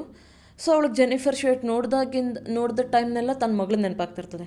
ಸೊ ಅವಳು ಡಿಸೈಡ್ ಮಾಡಿಬಿಡ್ತಾಳೆ, ಓಕೆ ನಾನು ಏನೇ ಆದರೂ ಜೆನಿಫರ್ ಶುಯೆಟ್ಟನ್ನು ಬದುಕಿಸಿ ಇಟ್ಕೊಳ್ಳೇಬೇಕು ಎಟ್ ಎನಿ ಕಾಸ್ಟ್. ನಾನು ಇದಕ್ಕೋಸ್ಕರ ನನಗೆ ಏನು ಮಾಡ್ಲಿಕ್ಕಾಗ್ತದೆ ಅದನ್ನೆಲ್ಲ ಮಾಡಿ ಇವಳನ್ನು ಬದುಕಿಸಿಟ್ಕೊತೀನಿ. ಹಾಗೆ ಅವಳು ಏನು ಮಾಡ್ತಾಳೆ ಅಂದರೆ, ಆ್ಯಸ್ ಶಿ ಪ್ರಾಮಿಸ್ಡ್, ಅವಳ ಜೊತೆ ಜೆನಿಫರ್ ಶುಯೆಟ್ ಪೂರ ಆರಾಮಾಗುವವರೆಗೂ ಕೂಡ ಅವಳ ಜೊತೆನೇ ಇದ್ದಿರ್ತಾಳೆ. ಒಂದಿಷ್ಟು ಟೈಮ್ಸು ನಾವು ಬದುಕಬೇಕು ಅಂತ ಅಂದ್ಕೊಂಡಾಗ ಅದಕ್ಕೆ ನಮಗೆ ಒಂದು ಇದಿದೆ ನೋಡಿ, ಕಹಾವತ್ತಿದೆ ನೋಡಿ. ಕಹಾವತ್ ಅಂತಂದರೆ ಒಂದು ಕೋಟ್ ಥರ ಒಂದು ಕಹಾವತ್ತಿದೆ. ಏನಂತಂದರೆ, ನಾವು ಮನಸ್ಸಿಂದ ಏನೇ ತುಂಬ ಇಚ್ಛೆಯಿಂದ ಬೇಕು ಅಂತ ಅಂದ್ಕೊಂಡ್ರೆ ನಮ್ಮ ಸುತ್ತಮುತ್ತ ಯೂನಿವರ್ಸ್ ಒಂದಿಷ್ಟು ಮಿರಾಕಲ್ಸ್ ಮಾಡ್ತದೆ ಅದನ್ನು ನಮಗೆ ಒಪ್ಪಿಸ್ಲಿಕ್ಕೆ ಅನ್ನೋದಕ್ಕೆ ಇದು ಮೋಸ್ಟ್ಲಿ ಎಕ್ಸಾಂಪಲ್. ಏನು, ಅವಳು ಹಾಗೆ ತಾನು ಬದುಕಲಿಕ್ಕೆ ಫೈಟ್ ಮಾಡಬೇಕಾದ್ರೆ ಜೆನಿಫರ್ ಏನಾಗ್ತಿರ್ತಂತಂದರೆ, ಅವಳಿಗೆ ಅವ್ರದ್ದು ಏನು ಡಾಕ್ಟರ್ಸ್ ಇರ್ತಾರೆ ಅವರೆಲ್ಲ ಬಂದು ಹೇಳ್ತಾ ಇರ್ತಾರೆ, ಇವಳು ಮೇ ಬಿ ಹೆಚ್ಚು ದಿನ ಬದುಕಲ್ಲ. ಎಸ್ಪೆಷಲಿ ಅದಕ್ಕಿಂತ ವರ್ಸ್ಟ್ ಏನಂತಂದರೆ, ಇವಳು ಬದುಕಿದ್ರು ಕೂಡ ಅವಳು ಯಾವತ್ತೂ ಮಾತಾಡಲಿಕ್ಕೆ ಕಷ್ಟ ಆಗುತ್ತೆ. ಕಾಯಂ ಅವಳಿಗೆ ಉಸಿರಾಡಲಿಕ್ಕೆ ಪೈಪೇ ಬೇಕಾಗಿರುತ್ತೆ. ಅಂದರೆ ಹೀಗೆ ಎಕ್ಸ್ಟರ್ನಲ್ ಸಪೋರ್ಟ್ ಬೇಕಾಗಿರುತ್ತೆ. ಅವಳಿಗೆ ಎಲ್ಲದಕ್ಕೂ ಎಕ್ಸ್ಟರ್ನಲ್ ಸಪೋರ್ಟ್ ಇಲ್ಲದೆ ಅವ್ರು ಬದುಕಲಿಕ್ಕೆ ಆಗೋದಿಲ್ಲ, ಇನ್ ಕೇಸ್ ಅವಳು ಬದುಕಿದ್ರು ಕೂಡ ಅನ್ನೋದನ್ನು ಹೇಳಿರ್ತಾರೆ. ಆಯಿತಾ, ಹಾಗೆ ಅದಕ್ಕೆ ತಕ್ಕಂಥ ಟ್ರೀಟ್ಮೆಂಟ್ಗಳು ಮಾಡ್ತಾಯಿರ್ತಾರೆ. ಟ್ರೀಟ್ಮೆಂಟ್ ಮಾಡಬೇಕಾದ್ರೆ we can't always expect a female doctor. ಅರ್ಥ ಆಯ್ತಾ? ಅದರಿಂದ ಒಂದಿಷ್ಟು ಮೇಲ್ ಡಾಕ್ಟರ್ಸು ಬಂದಿರ್ತಾರೆ. ಅವಳಿಗೆ ಪದೇ ಪದೇ ಮೇಲ್ ಡಾಕ್ಟರ್ಸ್ ನೋಡ್ತಾ ಇದ್ದಾಗಲ್ಲ, ಆ ಪರ್ಸನ್ ಏನು ಅತ್ಯಾಚಾರ ಮಾಡಿ ಹೋಗಿರ್ತಾನೆ ಆ ಪರ್ಸನ್ ಅವಳಿಗೆ ಕಣ್ಮುಂದೆ ಬರ್ತಾ ಇರ್ತದೆ. ಬಟ್ ಅವಳಿಗೆ ಮಾತಾಡ್ಲಿಕ್ಕೆ ಆಗ್ತಾ ಇರೋದಿಲ್ಲ. ಅರ್ಥ ಆಯ್ತಾ? ಸೊ ಮಾತಾಡ್ಲಿಕ್ಕಾಗೋದಿಲ್ಲ, ಕೂಗಾಡ್ಲಿಕ್ಕಾಗೋದಿಲ್ಲ. ಸೊ ಡಾಕ್ಟರ್ಸ್ ಬಂದು ಅವಳಿಗೆ ಟ್ರೀಟ್ಮೆಂಟ್ ಮಾಡಬೇಕಾದ್ರೆ ಅವಳು ಒದಿತಿದ್ಲಂತೆ ಅವನನ್ನು. ಅವ್ರಿಗೆ ಹೊಡೆಯೋದು ಮಾಡೋದಾಗಲಿ, ಅವಳಿಗೆ ರ್ಯಾಶಾಗಿ ರಿಯಾಕ್ಟ್ ಮಾಡೋದಾಗಲಿ, ಆ ಥರ ಮಾಡ್ತಿದ್ಲಂತೆ ಅವಳು. Because she has gone through a trauma because of a man. We can't say a man, but sure. So but ಈ ಮೇಲ್ ಡಾಕ್ಟರ್ಸ್ ಪಾಪ ಎಷ್ಟು ಎಂಪಥೆಟಿಕ್ ಅಂದರೆ, ಅವ್ರು ಇದನ್ನು ಗುಡ್ ಸೈನ್ ಆಗಿ ಕನ್ಸಿಡರ್ ಮಾಡ್ತಿದ್ರು. ಅಂತಂದರೆ okay, it is nice, she is trying to kick ಅಂತಂದರೆ ಅವಳು she is alive. Okay, it's a signs of being alive. Maybe sadness, anger, sorrow, happiness, whatever it is, it make sure that we are alive ಅಲ್ವಾ. ಇದು ನಾವು ಬದುಕಿರೋದಕ್ಕೆ ಒಂದು sign ಅಲ್ಲ. So it's like that. ಅವರು ಆ ಥರ empathetic ಆಗಿ ಥಿಂಕ್ ಮಾಡ್ಲಿಕ್ಕೆ ಕತ್ಕೊಂಡ್ರು. ಅದರಿಂದ ಏನಾಯಿತು, ಈ ಕಡೆ ಜೆನಿಫರ್ ಸ್ಲೋಲಿ ಹೀಲ್ ಆಗ್ತಾ ಬಂದಳು. ಬಟ್ ಅವಳಿಗೆ ಇನ್ನೂ ಮಾತಾಡ್ಲಿಕ್ಕೆ ಆಗ್ತಿರಲಿಲ್ಲ. ಈ ಟೈಮ್ನಲ್ಲಿ ಪೊಲೀಸ್ಗೆ ಏನಾಗ್ತದೆ, ಆದಷ್ಟು ಬೇಗ ಅವಳು ಈ ಸ್ಟೋರಿಯನ್ನು ಅವಳಿಂದ ಈ ಸ್ಟೋರಿ ಕೇಳಿದರೆ ಏನಾಯಿತು ಅಂತ ಗೊತ್ತಾದ್ರಲ್ಲ, ಅವರಿಗೆ ಈಸಿ ಆಗುತ್ತೆ ಇದು ಯಾವ್ದು ಪರ್ಸನ್ ಮಾಡಿರೋದು ಅಂತ ಕಂಡು ಹಿಡೀಲಿಕ್ಕೆ. ಅಂತಕ್ಕಂದ್ರೆ 100% ಅವ್ರಿಗೆ ಗೊತ್ತಾಗಿರ್ತದೆ ಇವಳ ಮೇಲೆ ಅತ್ಯಾಚಾರ ನಡೆದಿದೆ ಮತ್ತು ಇಷ್ಟೆಲ್ಲ ಮಾಡಿ ಹೋಗಿದ್ದಾನೆ. He has attempted to murder this girl ಅಂತ. ಓಕೆ, ಪೊಲೀಸಿಗೆ ಆದಷ್ಟು ಬೇಗ ಇವಳದು ಈ ಅತ್ಯಾಚಾರ ಮಾಡಿದವ್ರನ್ನ ಕಂಡು ಹಿಡಿಬೇಕಾಗಿರ್ತದೆ, ಇವಳಿಂದ ಸ್ಟೋರಿ ಕೇಳಬೇಕಾಗಿದ್ದಿರ್ತದೆ. ಬಟ್ ಇವಳಿಗೆ ಮಾತಾಡಲಿಕ್ಕೆ ಆಗೋದಿಲ್ಲ. ಓಕೆ, ಆದರೂ ಶಿ ಸೋ ಬ್ರೇವ್. ಇವಳು ಸ್ಟೋರಿ ಹೇಳ್ತಾಳೆ. ಹೇಗೆ ಮಾತಾಡ್ಲಿಕ್ಕೆ ಆಗ್ತಿರೋದಿಲ್ಲ, ಅವಳು ಜಸ್ಟ್ ಬ್ಲಿಂಕ್ ಮಾಡೋದ್ರಿಂದ ಈ ಥರ ಆಗಿದೆ ಈ ಥರ ಆಗಿದೆ ಅನ್ನೋದನ್ನು ಹೇಳಿ ಟ್ರೈ ಮಾಡ್ತಾಳೆ ಫಸ್ಟ್ ಫ್ಯೂ ಡೇಸ್. ನೆಕ್ಸ್ಟ್ ತನ್ನದು ಹ್ಯಾಂಡೆಲ್ಲ ಮೂವ್ ಮಾಡ್ಲಿಕ್ಕೆ ಆಗುವಂಥ ಟೈಮ್ನಲ್ಲಿ ಅವಳಿಗೆ ಫುಲ್ ಅವಳಿಗೆ ಯಾವ ಥರ ಆಗಿರ್ತದೆ ಗೊತ್ತಾ, ಟ್ರಾಮಾಯಿಂದ ಸ್ವಲ್ಪ ಪ್ಯಾರಲೈಸ್ ಆದಂಗೆ ಆಗಿದ್ದಿರ್ತದೆ. ಓಕೆ, ಸೊ ಅವಳು ಒಂಚೂರು ರಿಲ್ಯಾಕ್ಸ್ ಆಗ್ತಾ ಬಂದಂಗೆ ತನ್ನ ಬಾಡಿಯನ್ನು ಸ್ವಲ್ಪ ಮೂವ್ ಮಾಡ್ಲಿಕ್ಕೆ ಕತ್ಕೊತಾಳೆ ಅವಳು. ಆ ಟೈಮ್ನಲ್ಲಿ ಬರೆದು ಹೇಳ್ತಾಳೆ, ಇವನಿಗೆ ಇಂತಿಂಥ ಪ್ಲೇಸಲ್ಲಿ ಸ್ಕಾರ್ ಇದೆ, ಇವನಿಗೆ ನಾನು ಕೇಳಿದೆ ನಿನ್ನ ಹೆಸರೇನು ಅಂತ. ಆವಾಗ ಅವನೇನಂದ ಡೆನೀಸ್ ಅಂತಂದ. ಸೊ ಡೆನಿಸ್ ಅಂತ ಈ ಪರ್ಸನ್ನು, ಈ ಪ್ಲೇಸ್ನಲ್ಲಿ ಹೋಗಿದ್ವಿ ನಾವು, ಹಿಂಗಾಯಿತು, ಇಂಥ ಟೈಮ್ನಲ್ಲಿ ಎತ್ಕೊಂಬಂದ ಅವನು, ಇಲ್ಲಿ ಒಗ್ದಿದ್ದ, ಈ ಥರ ಥಿಂಗ್ಸ್ ಮಾತಾಡಿದ್ವಿ ನಾವು, ನಿಮ್ಮಮ್ಮ ಬಂದಮೇಲೆ ನಾನು ಬಿಡ್ತೀನಿ ಅಂದ. ಈ ಥರ ಥಿಂಗ್ಸನ್ನೆಲ್ಲ ಅವಳು ಒಂದು ನೋಟ್ ಪ್ಯಾಡ್ನಲ್ಲಿ ಬರ್ದು ಕೊಡ್ತಾಳೆ ಪೊಲೀಸಿಗೆ. ಪೊಲೀಸು ಆ ಡಿಸ್ಕ್ರಿಪ್ಷನ್ ತೊಗೊಂಡು ಒಂದಿಷ್ಟು ಸ್ಕೆಚ್ ಮಾಡಲಿಕ್ಕೆ ಟ್ರೈ ಮಾಡ್ತಾರೆ. ಓಕೆ, ಅವಳು ಅವ್ನ ಫೇಸ್ ಫೀಚರ್ಸ್ ಹೇಳ್ತಾಳೆ, ಅವನಿಗೆ ಮೀಸೆ ಇದೆ, ಸ್ಕಾರ್ ಇದೆ, ಹಿಂಗೆ ಫೇಸ್ ಇದೆ, ಅವನೊಂಥರ ಅಲ್ಲಿ ಸ್ಟಬಲ್ ಉಂಟು ಅವನಿಗೆ ಅಂತಂದರೆ, ಹೀಗೆ ದಾಡಿ ಉಂಟು, ಅದನ್ನೆಲ್ಲ ಒಂದಿಷ್ಟು ಹೇಳ್ತಾಳೆ. ಅಂದರೆ through a notepad and also by blinking ಅದನ್ನೆಲ್ಲ ಅವರು ಕನ್ಸಿಡರ್ ಮಾಡಿ ಒಂದು ಪಿಕ್ಚರನ್ನು ಕ್ರಿಯೇಟ್ ಮಾಡ್ತಾರೆ. ಅಂತಂದರೆ ಫೇಸ್ ಆರ್ಟಿಸ್ಟ್ ಅಲ್ಲ, an artist who can draw a face, whoever that person is, ಅವರನ್ನು ಕರೆಸಿ ಆ ಒಂದು ಫೇಸನ್ನು ಸ್ಕೆಚ್ ತಗೊಳ್ಳಿಕ್ಕೆ ಇದು ಮಾಡ್ತಾರೆ. ಮತ್ತು ಸ್ಕೆಚ್ ರೆಡಿ ಆದಮೇಲೆ ಎಲ್ಲರಿಗೂ ಪಬ್ಲಿಕ್ಗೆ ಬಿಡುಗಡೆ ಮಾಡ್ತಾರೆ. ಅಂದರೆ ಈ ಪರ್ಸನನ್ನು ಆದಷ್ಟು ಬೇಗ ಹಿಡಿಬೇಕಂತ. ಬಟ್ ಅವ್ರು ಕಾಯ್ತಾರೆ. ಇವಳು ಅಷ್ಟು ಡಿಸ್ಕ್ರಿಪ್ಷನ್ ಕೊಟ್ಟರು ಕೂಡ ಈ ಕಡೆ ಅವ್ರಿಗೆ ಹಿಡೀಲಿಕ್ಕೆ ಆಗ್ತಾ ಇರಲಿಲ್ಲ. ಯಾರು ಕೇಳಿದ್ರು ಅವ್ನಿಗೆ ಗೊತ್ತಿಲ್ಲ ಅಂತಲೇ ಹೇಳ್ತಾ ಇರ್ತಿದ್ರು. ಮತ್ತು ಯಾರಿಗೂ ಇದು ಪರ್ಸನ್ ಸಿಕ್ಕಿದ್ರು ಕೂಡ ಇದೇ ಪರ್ಸನ್ನ ಅನ್ನೋದು ಕೂಡ ಅದಕ್ಕೆ ಕರೆಕ್ಟಾಗಿ ಇದು ಮಾಡ್ಲಿಕ್ಕೆ ಆಗ್ತಾ ಇರ್ತಿಲ್ಲ. ಬಿಕಾಸ್ ಅವರು ಒಂದು ಮಕ್ಕಳಿಂದ ಒಂದು ವಿಟ್ನೆಸ್ ಸ್ಟೇಟ್ಮೆಂಟ್ ತೊಗೊಬೇಕಾದ್ರಲ್ಲ, ತುಂಬ ಟ್ರಸ್ಟ್ ಮಾಡಲಿಕ್ಕೂ ಅದು ಕರೆಕ್ಟ್ ಆಗ್ತಿರ್ತಿಲ್ಲ. ಅಂತಂದರೆ ಅದಕ್ಕೆ ಸಾಲಿಡ್ ಪ್ರೂಫ್ಗಳು ಬೇಕಾಗಿದ್ದಿರ್ತದೆ ಈ ಪರ್ಸನನ್ನು ಅರೆಸ್ಟ್ ಮಾಡಬೇಕು ಅಂತಂದರೆ. ಓಕೆ, ಬಟ್ ಜೆನಿಫರ್ ತನ್ನ ವಿಟ್ನೆಸ್ ಸ್ಟೇಟ್ಮೆಂಟ್ ಏನಿದೆಯಲ್ಲ, ಅವಳೇ ವಿಕ್ಟಿಮು, ಅವಳೇ ವಿಟ್ನೆಸ್ಸು. ಓಕೆ, ಆ ಸ್ಟೇಟ್ಮೆಂಟನ್ನು ಅವಳು ಕರೆಕ್ಟಾಗಿ ಕೊಟ್ಟಿದ್ದಿರ್ತಾಳೆ. ಮತ್ತೊಂದು ಕಡೆ ಏನಾಗಿರ್ತದೆ ಅಂತಂದರೆ, ಜೆನಿಫರ್ಗೆ ಒಳ್ಳೆ ಟ್ರೀಟ್ಮೆಂಟ್ ಆಗ್ತಿರ್ತದೆ, ಒಳ್ಳೆ ಕೇರ್ ಕೊಡ್ತಾ ಇರ್ತಾರೆ ಅಲ್ಲಿ ಡಾಕ್ಟರ್ಸು, ನರ್ಸಸ್ಸು. ಅದರಿಂದ ಮಿರಾಕ್ಯುಲಸ್ಲಿ ಅವನು ಕುತ್ತಿಗೆ ಏನೋ ಅವಳದ್ದು ಕಟ್ ಮಾಡಿದ್ದಿರ್ತಾನೆ, ಥ್ರೋಟ್ ಏನೋ ಕಟ್ ಮಾಡಿದ್ದಿರ್ತಾನೆ. ಬಟ್ ಅವ್ನು ಕಟ್ ಮಾಡಬೇಕಾದ್ರೆ ಮೇಜರ್ ಆರ್ಟ್ರೀಸ್ ಏನಿದ್ದಿರ್ತದಲ್ಲ, ಒಂದಿಷ್ಟು ಅಂದರೆ ಮಾತಾಡಲಿಕ್ಕೆ ಬೇಕಾಗುವಂಥ ಎಸೆನ್ಷಿಯಲ್ ಆಗುವಂಥ ಆರ್ಟ್ರೀಸನ್ನು ಅದು ಟಚ್ ಆಗಿರೋದಿಲ್ಲ ನೈಫು. ಅದಕ್ಕೋಸ್ಕರ ಅವಳು ಮಿರಾಕ್ಯುಲಸ್ಲಿ ಅವಳು ಮಾತಾಡಲಿಕ್ಕೆ ಸ್ಟಾರ್ಟ್ ಮಾಡ್ತಾಳೆ. ಬಟ್ ಕತೆ ಏನಂತಂದರೆ, ಅವಳು ಸಡನ್ನಾಗಿ ಮಾತಾಡ್ಲಿಕ್ಕೆ ಹತ್ಕೊಳ್ಳೋದಿಲ್ಲ. ಜಸ್ಟ್ ಒಂದು ಸಣ್ಣ ನಾಯ್ಸ್, ಆ ಥರ ಒಂದು ನಾಯ್ಸ್ ಬರೋದ್ರಿಂದ ಅವಳು ಮಾತಾಡಲಿಕ್ಕೆ ಮಾತಾಡಲಿಕ್ಕೆ ಅನ್ನೋದು ಸ್ಟಾರ್ಟ್ ಆಗ್ತದೆ. ಅದಾದಮೇಲೆ ಅಲ್ಲಿ ಡಾಕ್ಟರ್ಸ್ ಎಲ್ಲ ಒಂದು ಸಲ ಆಶ್ಚರ್ಯಪಟ್ಕೊತಾರೆ, ಅಯ್ಯೋ ದೇವ್ರು, ಇವಳದು ಥ್ರೋಟ್ ಕಟ್ ಮಾಡಿದ್ದಾನೆ ಈ ಪರ್ಸನ್. ಬಟ್ ಆದರೂ ಕೂಡ ಇವಳು ಮಾತಾಡ್ಲಿಕ್ಕೆ ಟ್ರೈ ಮಾಡ್ತಿದ್ದಾಳೆ. Okay, this is a good sign ಅಂತ ಹೇಳ್ಕೊಂಡು ಅವಳಿಗೆ ಸ್ಪೀಚ್ ಥೆರಪಿ ಸ್ಟಾರ್ಟ್ ಮಾಡ್ತಾರೆ. ಈ ಕಡೆ ಈ ಕೃತ್ಯ ನಡೆದು 1 ತಿಂಗಳಾಗ್ತದೆ, 2 ತಿಂಗಳಾಗ್ತದೆ. ಯಾವುದೇ ಥರ ಅವ್ರಿಗೆ ಪೊಲೀಸಿಗೆ ಲೀಡೇ ಸಿಗ್ತಾ ಇರೋದಿಲ್ಲ. ಇದು 1990s ನಡೀತಾ ಇರೋದಕ್ಕೆ ಈ ಥರ ಡೆವಲಪ್ಡ್ ಏನು CC ಕ್ಯಾಮ್ರಾ ಆಗಲಿ ಅಥವಾ ಏನಾದರೂ DNA ಟೆಸ್ಟಿಂಗ್ ಆಗಲಿ ಆ ಥರದ್ದು ಏನೂ ಇದ್ದಿರೋದಿಲ್ಲ. ಓಕೆ, ಸೊ ಇದು ಯಾವ ಥರ ಅಂತಂದರೆ ಟೆಕ್ನಾಲಜಿಕಲಿ ಏನೂ ಹೆಚ್ಚು ಅಡ್ವಾನ್ಸ್ ಆಗಿದ್ದಿರೋದಿಲ್ಲ. ಕಡೆಗೆ ಇವರು ಒಂದು ಕಡೆ ಪೊಲೀಸ್ ಹೋಗ್ಕೊಂಡು ಎಲ್ಲ ಆ ಪ್ಲೇಸ್ನಲ್ಲಿ ಸರ್ಚ್ ಮಾಡ್ತಾರೆ, ಏನಾದ್ರು ಉಳಿದಿದ್ಯಾ, ಏನಾದರೂ ಅಂದರೆ ಈ ಪರ್ಸನ್ ಯಾರು ಸಸ್ಪೆಕ್ಟ್ ಇದ್ದಾನೆ ಅವನ ಬಗ್ಗೆ, ಅವ್ನದು ಯಾವ್ದಾದ್ರು ಐಟಮ್ ಬಿಟ್ಟು ಹೋಗಿದ್ದಾನೆ ಅಥವಾ ಬಿದ್ದು ಹೋಗಿದೆಯಾ, ಇದರಿಂದ ಆ ಪರ್ಸನ್ ಗುರ್ತು ಹಿಡಿಲಿಕ್ಕಾಗತ್ತಾ, ಅದನ್ನೆಲ್ಲ ಹುಡುಕ್ಲಿಕ್ಕೆ ಇವ್ರು ಫುಲ್ ಟ್ರೈ ಮಾಡ್ತಾ ಇದ್ದಿರ್ತಾರೆ. Okay, police. ಬಟ್ ಅವ್ರಿಗೆ ಹೆಚ್ಚು ಏನೂ ಸಿಗ್ತಾ ಇರೋದಿಲ್ಲ. ವಿಕ್ಟಿಮಿಂದ ಮಟೀರಿಯಲ್ಸ್ ಎಲ್ಲ ಸಿಕ್ಕಿದೆಯಲ್ಲ, ಅದನ್ನು ಅವ್ರು ಹಾಗೆ ಇಟ್ಕೊಂಡು ಕ್ರೈಮ್ ಸೀನಲ್ಲಿ ಸಿಕ್ಕಿರುವಂಥ ಮಟೀರಿಯಲ್ಸನ್ನೆಲ್ಲ ಅವ್ರು ಹಾಗೆ ಅದನ್ನು ಸ್ಟೋರ್ ಮಾಡಿ ಇಟ್ಕೊಂಡು ಮುಂದೊಂದು ದಿನ ಡೆವಲಪ್ ಆದಾಗ maybe we can solve ಅನ್ನೋದ್ರದ್ದು ಥಾಟ್ನಲ್ಲಿ ಅವ್ರು ಅದನ್ನು ಹಾಗೆ ಸೆಗ್ರಿಗೇಟ್ ಮಾಡಿ ಇಟ್ಕೊಂಡಿದ್ದಿರ್ತಾರೆ. ಈ ಕಡೆ ಈ ಕೇಸ್ ಫುಲ್ ಸ್ಟಾರ್ಟಿಂಗ್ನಲ್ಲಿ ಇವಳಿಂದ ವಿಟ್ನೆಸ್ ಸ್ಟೇಟ್ಮೆಂಟು ಸಿಕ್ತು, ಪೊಲೀಸು ಫುಲ್ ಇಂಟ್ರೆಸ್ಟಲ್ಲಿದ್ದಾರೆ ಎಲ್ಲ ಫೈಂಡ್ ಮಾಡಲಿಕ್ಕೆ ಅದು ಅಂತ. ಹಾಗೆ ದಿನ ಕಳೀತಾ ಈ ಕೇಸ್ ಒಂಥರ ಕೋಲ್ಡ್ ಕೇಸ್ ಆಗ್ಲಿಕ್ಕೆ ಸ್ಟಾರ್ಟ್ ಆಗ್ತದೆ. ಅಂತಂದರೆ ಆ ಟೈಮು ಹೋಗ್ತಾ ಇರ್ತದೆ, ಈ ಕಡೆ ಅವ್ರಿಗೆ ಲೀಡ್ಸ್ ಸಿಗ್ತಾ ಇರೋದಿಲ್ಲ. ಹಾಗಾಗಿ ಏನಾಗ್ತದೆ, ಈ ಕೇಸು 1 ಅಲ್ಲ 2 ಅಲ್ಲ 18 ವರ್ಷಗಳ ಕಾಲ ಈ ಕೇಸ್ ಕೋಲ್ಡ್ ಕೇಸ್ ಆಗ್ತದೆ. ಇದ್ರ ಮೇಲೆ ಯಾವುದೇ ಥರ ಲೀಡೇ ಸಿಗ್ತಾ ಇರೋದಿಲ್ಲ. ಕಡೆಗೆ 2016 ಟೈಮ್ನಲ್ಲಿ ಆಲ್ಮೋಸ್ಟ್ 16-18 ವರ್ಷಗಳ ಆದ ನಂತರ ಈ ಕೇಸಿಗೆ ಒಂದಿಷ್ಟು ಕೋಲ್ಡ್ ಕೇಸ್ಗಳನ್ನು ಅವರು ಇದು ಮಾಡ್ತಾ ಇರ್ತಾರೆ. ಓಕೆ, ಅವರು ಪೊಲೀಸ್ ಆಫೀಸರ್ಸು, ಲಾ ಎನ್ಫೋರ್ಸ್ಮೆಂಟ್ ಎಲ್ಲ ಒಂದಿಷ್ಟು ಕೇಸ್ಗಳನ್ನು ರಿಓಪನ್ ಮಾಡಿ ಅದನ್ನು ಫೈಂಡ್ ಮಾಡಲಿಕ್ಕಾಗತ್ತಾ ಅನ್ನೋದನ್ನು ಚೆಕ್ ಮಾಡ್ತಾ ಇದ್ದಿರ್ತಾರೆ. ಓಕೆ, ಆ ಟೈಮ್ನಲ್ಲಿ 16 ವರ್ಷಗಳ ನಂತರ ಒಬ್ಬ ಪರ್ಸನ್ ಬರ್ತಾನೆ, ಒಂದು ಆಫೀಸರು, ಟಿಮ್ ಕ್ರೋಮಿನ ಹಾಗೇನೋ ಇದೆ ಅವ್ರ ಹೆಸರು.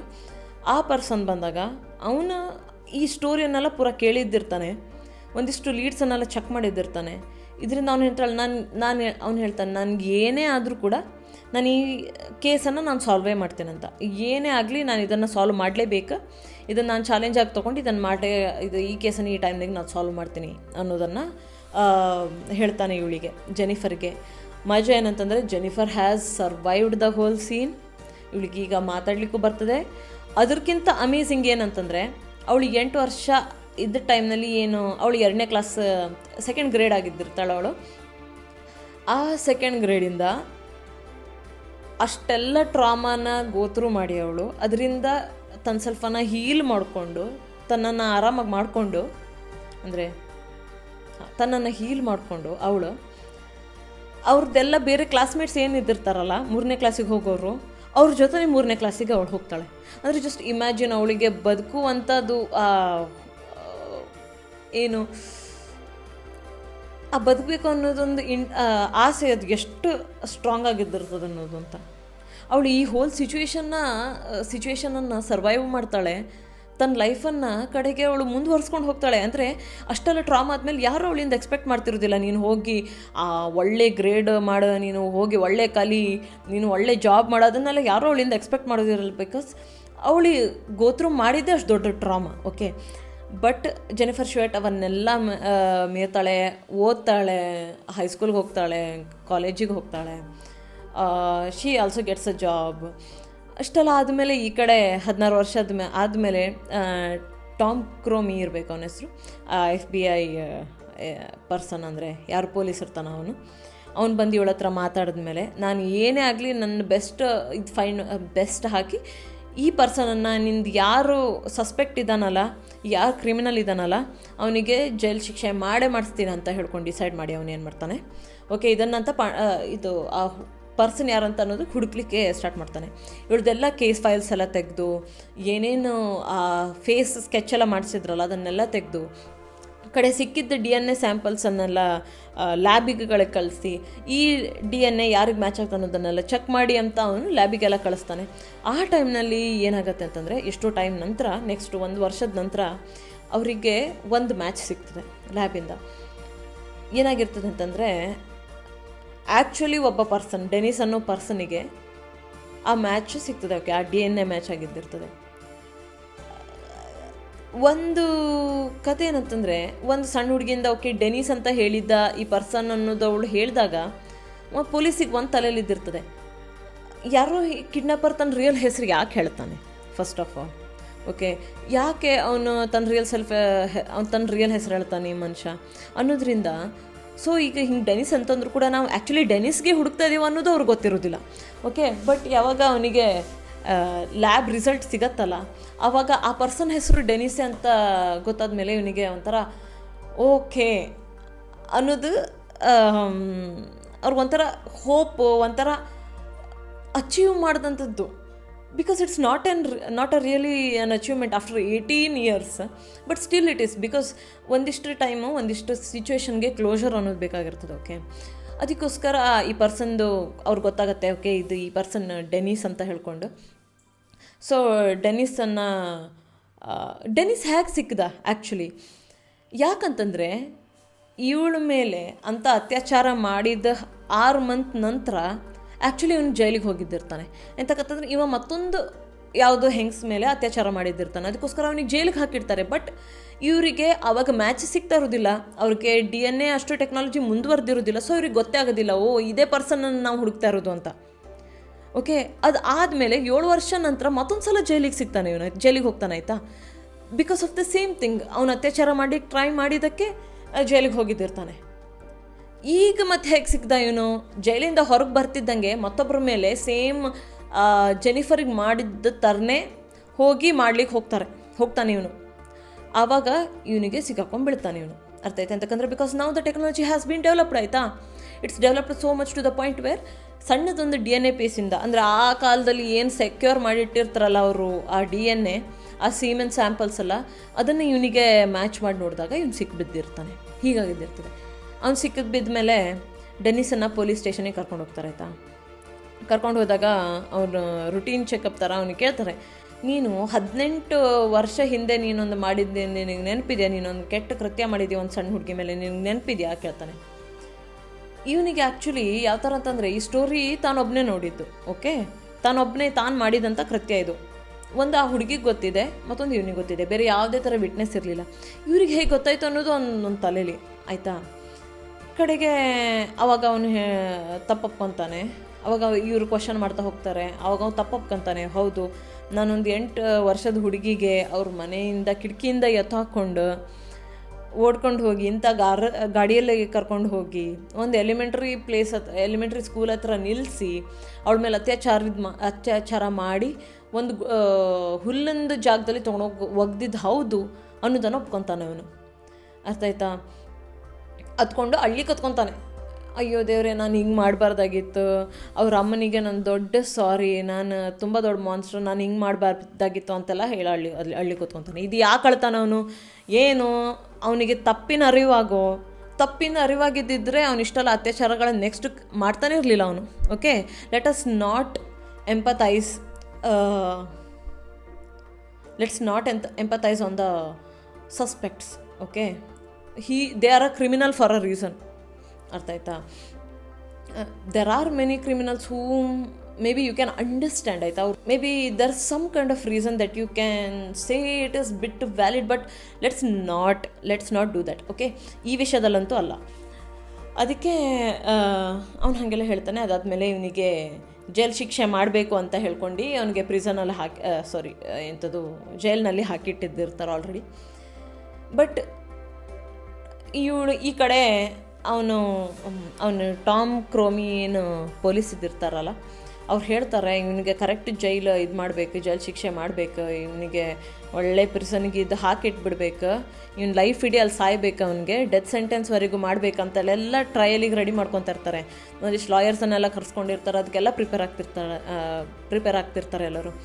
ಈ ಕಡೆ ಜೆನಿಫರ್ ಅಷ್ಟು ಆದಮೇಲೆ 20 ವರ್ಷದ ಲೈಫಲ್ಲಿ ಏನೇನು ನಡೀತು ಅದನ್ನೆಲ್ಲ ಆ್ಯಕ್ಚುಲಿ ವಿಕ್ಟಿಮ್ ಸ್ಟೇಟ್ಮೆಂಟ್ ಅಂತ ಒಂದು ಇದಿರುತ್ತೆ, ಒಂದು ವಿಕ್ಟಿಮ್ ಸ್ಟೇಟ್ಮೆಂಟ್ ಅಂತ ಒಂದು ಅಪಾರ್ಚುನಿಟಿ ಇದ್ದಿರುತ್ತೆ. ಅಂತಂದರೆ ವಿಕ್ಟಿಮ್ ಆ ಸಸ್ಪೆಕ್ಟ್ ಏನು ಕ್ರಿಮಿನಲ್ ಇದ್ದಿರ್ತಾನಲ್ಲ ಅವನಿಗೆ ಹೇಳಬೇಕಾದಂಥ ವರ್ಡ್ಸನ್ನೆಲ್ಲ ಒಂದಿಷ್ಟು ವಿಕ್ಟಿಮ್ಗಳು ತಾವು ಬರೆದು ಅದಕ್ಕೆ ಪ್ರಿಪೇರ್ ಆಗ್ತಿರ್ತಾರೆ. ಓಕೆ, ಯಾಕಂದ್ರೆ ಅದ್ರ ಮೇಲೆ ಜೂರಿಗಳು ಡಿಸೈಡ್ ಮಾಡ್ತಾರೆ ಇವನಿಗೆ ಯಾವ ಥರ ಇದಾಗಬೇಕು ಅನ್ನೋದೆಲ್ಲ. ನನಗೆ ಗೊತ್ತಿದ್ದ ಪ್ರಕಾರ. Okay, may be I am wrong. ಅದಕ್ಕೋಸ್ಕರ ಇವಳೇನಾಗ್ತಿರ್ತದೆ, ತನ್ನ ವಿಕ್ಟಿಮ್ ಸ್ಟೇಟ್ಮೆಂಟನ್ನು ಬರೀತಾ ಇರ್ತಾಳೆ ಜೆನಿಫರ್, ತಾನು ಅವನಿಗೆ ಏನು ಹೇಳಬೇಕು ಅನ್ನೋದನ್ನೆಲ್ಲ. ಈ ಮನುಷ್ಯ ಏನಿದ್ದಿರ್ತಾನಲ್ಲ ಡೆನಿಸ್, ಟ್ರಯಲಿಗೆ ಇನ್ನು ಕೆಲವೇ ದಿನ ಇರಬೇಕಾದ್ರೆ ತಾನು ಸೆಲ್ಫ್ ಎಕ್ಸಿಟ್ ಮಾಡ್ಕೊತಾನೆ, ಅಂದರೆ ಸೂಸೈಡ್ ಏನಿದೆಯಲ್ಲ ಅದನ್ನು ಮಾಡ್ಕೊತಾನೆ. ಓಕೆ, ಅದಕ್ಕೋಸ್ಕರ ಜೆನಿಫರ್ ಇಷ್ಟು ಟೈಮ್ ವೇಟ್ ಮಾಡ್ತಿರ್ತಾಳೆ. ಓಕೆ, ಇವನಿಗೆ ಇದೊಂದು ಹೇಳಿ ನಾನು ಲೈಫಲ್ಲಿ ಬದುಕಿದೆ, ನಾನು ಇಂಥದ್ದು ಮಾಡಿದೆ, ನನ್ನ ಬ್ರಿಂಗ್ ಡೌನ್ ಮಾಡಲಿಕ್ಕೆ ಆಗಲಿಲ್ಲ ಅನ್ನೋದನ್ನು ಅವ್ನ ಮೂತಿಗೆ ಹೇಳಬೇಕಂತ ಕಾದು ಕುಂತಿದ್ದಿರ್ತಾಳೆ. ಆ ಟೈಮ್ನಲ್ಲಿ ಇವನು ಈ ಥರ ಮಾಡ್ಕೊತಾನೆ. ಓಕೆ, ಕಡೆಗೆ ಅವಳು ಏನು ಮಾಡ್ತಳು ಗೊತ್ತಾ, ಅವನದು ಗ್ರೇವಲ್ಲಿ ಅವನದು ಫ್ಯೂನರಲ್ ಆದ ನಂತರ ಅವನ ಗ್ರೇವಲ್ಲಿದೆ ಅಲ್ಲಿ ಹೋಗಿ ತನ್ನ ವಿಕ್ಟಿಮ್ ಸ್ಟೇಟ್ಮೆಂಟ್ ರೀಡ್ ಮಾಡ್ತಾಳೆ. Maybe Jennifer deserved so much better. ಅರ್ಥ ಆಯ್ತಾ. ಇವನಿಗೆ ಶಿಕ್ಷೆ ಆಗಲೇಬೇಕಿತ್ತು. But at the end of the day, who do you think won this scene? ಅರ್ಥ ಆಯ್ತಾ. Who do you think won in this story? It is Jennifer, because she lived and he is dead. Maybe this is the karma at the end of the day. Jennifer ನಮಗೆಲ್ಲರಿಗೂ ಕಾಣಿಸಿದ್ಲು ಏನಂತ, you can literally go through so much and still have so much empathy. ನಾವು ಎಂಪತಿಯಿಂದ ಕರುಣೆಯಿಂದ ಬದುಕ್ಬೋದು. ಅದಾದಮೇಲೆ ನಾವು ಒಂಥರ ಎಷ್ಟೇ ಕೆಟ್ಟದ್ದು ಕೃತ್ಯ ಆಗಲಿ ನಮ್ಮ ಜೊತೆ, but we can maybe no one expects us to live like one, ಅಂದರೆ ತುಂಬ ಹ್ಯಾಪಿಯಾಗಿ ಖುಷಿಯಿಂದ ಬದುಕಲಿಕ್ಕೆ ಏನು ಎಕ್ಸ್ಪೆಕ್ಟ್ ಮಾಡೋದಿಲ್ಲ ಯಾರು, if you have gone through so much. But still you can try if you want to ಅನ್ನೋದು ಅವಳಿಗೆ ನಮಗೆ ಕಾಣಿಸಿದ್ಲೇನೋ. Maybe she is not trying to even show that you can live, but she did. ಅದರಿಂದ ನಾವು maybe learn ಮಾಡ್ಬೋದೇನೋ. Maybe V are not in that bad situation right ನಾವು, but still we can survive. ಅಂದರೆ ನಾವು ಇನ್ನೂ ಬದುಕಲಿಕ್ಕೆ ಉಂಟು, ಇನ್ನೂ ಖುಷಿಯಾಗಿ ನಮ್ಗೆ ಆದಷ್ಟು ನಮ್ಮ ಹತ್ರ ಟ್ರೈ ಮಾಡಿ ಒಳ್ಳೆಯಾಗಿ ಬದುಕಲಿಕ್ಕೆ ಟ್ರೈ ಮಾಡ್ಬೋದು. ನಮ್ಗೆ ಏನು ಇಷ್ಟ ಇರ್ತದೆ ಅದ್ರ ಮೇಲೆ ಎಫರ್ಟ್ ಹಾಕಿ ಬದುಕಲಿಕ್ಕೆ ಟ್ರೈ ಮಾಡ್ಬೋದು ಅನ್ನೋದನ್ನು ಹೋಪ್ ನಮ್ಮ ಜೆನಿಫರ್ ಶ್ಯೂಯೆಟ್ಟಿಂದ ಸಿಗ್ತದೆ. Jennifer is still living happily with her family while Dennis is dead. Maybe I can't say he deserved it, but it is what it is. She is living, she's doing, ಅಂದರೆ ಅವಳು ತನ್ನ ಟರ್ಮ್ಸ್ನಲ್ಲಿ ಬದುಕ್ತಾ ಇದ್ದಾಳೆ ಎಟ್ this point. ಅವಳಿಗೆ ಫ್ಯಾಮಿಲಿನೂ ಉಂಟು, she is taking care of her family. So I hope this was helpful. So I hope ನಿಮ್ಗೆ ಈ ಸ್ಟೋರಿಯಿಂದ ಏನೋ ಒಂದು ತಿಳ್ಕೊಳ್ಳಿಕ್ಕೆ ಸಿಕ್ತು ಅಂತ, ಅಥವಾ maybe if you are going through a very bad time, ಅಂದರೆ ನೀವು ಕೆಟ್ಟ ಸೀನಿಂದ ಅಥವಾ ಕೆಟ್ಟ ಸಿಚುವೇಷನಿಂದ ಅಥವಾ ಹೇಳೋಕ್ಕಾಗದಿರೋಂಥ ನೋವಿಂದ ಗೋತ್ರೂ ಮಾಡ್ತಿದ್ರೆ, ಇದೊಂದು ಸ್ಟೋರಿ ಮೇ ಬಿ ಸಮ್ವೇರ್ ಒಂದು ಬದಿಯಿಂದ ನಿಮಗೆ ಇನ್ಸ್ಪಿರೇಷನ್ ಕೊಡ್ತೇನೋ ಮತ್ತು ಬದುಕಲಿಕ್ಕೆ, ಮೇ ಬಿ ಇನ್ನೂ ಟ್ರೈ ಮಾಡಲಿಕ್ಕೆ, because you can still try to do better for yourself ಅನ್ನೋದೊಂದು. ನೆಕ್ಸ್ಟ್ ವೀಕ್ ಮತ್ತೊಂದು ಸರ್ವೈವರ್ದು ಸ್ಟೋರಿ ಜೊತೆ ಬರ್ತೀನಿ. ಅಲ್ಲಿವರೆಗೆ ಸಬ್ಸ್ಕ್ರೈಬ್ ಮಾಡಿ ವೇಟ್ ಮಾಡ್ತಾರ್ರಿ. ಸ್ಟೋರಿಯನ್ನು ಎಲ್ಲರಿಗೂ ಶೇರ್ ಮಾಡಿ. ಇಷ್ಟ ಆದರೆ ವಿಡಿಯೋನ ಲೈಕ್ ಕೂಡ ಮಾಡಿ. ನೆಕ್ಸ್ಟ್ ವೀಕ್ ಮತ್ತೊಂದು ಸರ್ವೈವರ್ ಸ್ಟೋರಿ ನೋಡೋಣ. ಅಲ್ಲಿವರೆಗೆ ಬಾಯ್ ಬಾಯ್.